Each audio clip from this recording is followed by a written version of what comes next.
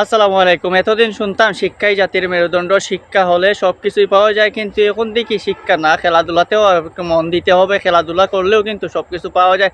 শিক্ষার সবচেয়ে বড় যে অস্ত্র, যে এখানে আমরা সবচেয়ে বেশি ধরা খাই, যেটা নিয়ে সবসময় স্বপ্ন থাকে ছোট্টবেলা থেকে, যে এসএসসি পাস করলে কোনো কিছু হয়ে যাবে, এসএসসি পাস করলে বড় একটা ধাপ আমরা পেরিয়ে গেলাম। সেই স্টুডেন্ট লাইফের সেই এসএসসির মুহূর্তটা এভাবে নষ্ট করছেন আসিজুল হাকিম তামিম। তিনি সেটাকে নষ্ট বলবো না, একদম ইগনোর করতেছেন। তিনি মনে করতেছেন যে এসএসসি পরীক্ষা কোনো পরীক্ষাই না, তার কাছে খেলাটাই ইম্পর্টেন্ট, এবং সেই খেলার কারণে তিনি এসএসসি পরীক্ষার মতো গুরুত্বপূর্ণ একটা এক্সাম তিনি মিস করছেন। তিনি তার গার্জিয়ানকে নাকি তিনি বুঝিয়ে ফেলছেন যে এসএসসি পরীক্ষা দেবেন না, পরবর্তীতে দেবেন। সো এসএসসি পরীক্ষা না দিয়ে তিনি খেলতে যাচ্ছেন শ্রীলঙ্কার সাথে সিরিজ, তাও বিশ্বকাপ না। কতটা খেলাপ্রেমী মানুষ হলে, কতটা অন্ধবিশ্বাসী মানুষ হলে এভাবে এসএসসি পরীক্ষা রেখে খেলার প্রতি মনোযোগ দিতে হয়, খেলার জন্য পাগল হয়ে থাকতে হয়, উদ্গ্রীব হতে হয়। তবে এটা কি আসলে তার জন্য ভালো হচ্ছে, নাকি বাংলাদেশের মানুষের জন্য বা বাংলাদেশের তরুণ প্রজন্ম যারা পড়াশোনা করে তাদের জন্য ভালো কিছু বয়ে আনছে?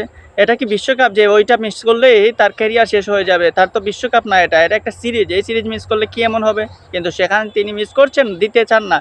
তার জায়গায় যদি অন্য কেউ জুড়ে ফেলে, অন্য কেউ যদি এসে বসে ফেলে, কি একটা ভয়ভীতি! এইরকম ভয়ভীতি রেখে আসলে খেলা কি যায়? আন্ডার 19-এর এই প্লেয়ার স্বল্প সময়ে অনেক কিছু অর্জন করে ফেলেছেন। স্বল্প সময়ে পরিচিতি পেয়েছেন, বিপিএল খেলেছেন, বিপিএলে ফ্লপ হয়েছেন, ডিপিএল খেলছেন, ডিপিএলে গুলশান ক্লাব নতুন একটা টিম, সেই টিমের আবার ক্যাপ্টেন্সির দায়িত্ব পেয়ে গেছেন। এত বড় বড় দায়িত্ব পেয়ে মাথায় এখন ঠিক নাই, তাই পরীক্ষা দিতে চান না। গার্জিয়ানরাও মেনে নিয়েছে। বিসিবির উপর উল্টো এখন মানুষ আসলে রাগ করবে। বিসিবির ওপর মানুষ আসলে রাগ করবে, ভাববে যে বিসিবি হয়তো আজিজুল হাকিম তামিমকে জোর করে সিরিজ খেলাতে চাইতেছে। কিন্তু আসলে বিসিবির এখানে কোনো কিছুই না। বিসিবি নিজেই অবাক। আজ কোচ মোহাম্মদ সালাউদ্দিনের কথা শুনে আসলে স্পষ্ট বোঝা গেল যে খেলার চেয়ে শিক্ষাটা কতটা ইম্পর্টেন্ট। এইরকম একজন ট্যালেন্ট গুণী কোচ যখন শিক্ষার কথা বললেন, আগে যখন এসএসসি পরীক্ষার কথা আগে বললেন, তখন আজিজুল হাকিম তামিম হয়তো মনে মনে মনক্ষুণ্ণ হয়ে বসে থাকবেন, যে ভাববেন হায় হায় হায়, নায়ক হতে গিয়ে আমি কি খলনায়ক হয়ে গেলাম। মনে হইতেছে তো সেটাই, নায়ক হইতে চাইছিলাম পরীক্ষা বাদ দিয়ে খেলতে, কিন্তু এখন খলনায়ক।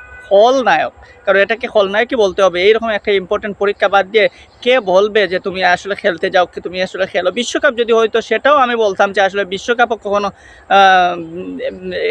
এই এসএসসি পরীক্ষার উপরে হতে পারে না।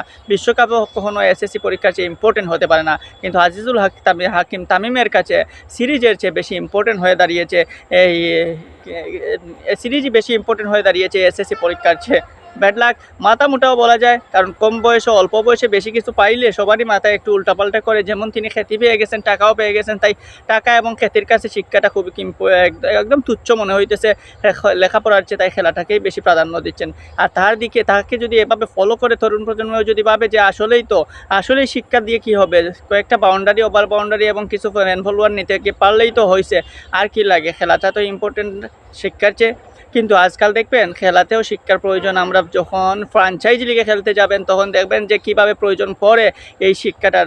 আমরা দেখেছি আইপিএল খেলতে মুস্তাফিজকে নিয়ে কিভাবে বিড়ম্বনায় পড়েছিল এই ফ্র্যাঞ্চাইজিগুলো। মুম্বাই ইন্ডিয়ান্স তারা দুবাসীও নিয়োগ দিয়েছিল, এমনকি সানরাইজ হায়দ্রাবাদ বা তার দিল্লি ক্যাপিটাল, প্রত্যেকটা টিমই কিন্তু মুস্তাফিজকে নিয়ে খুবই বয়েছিল।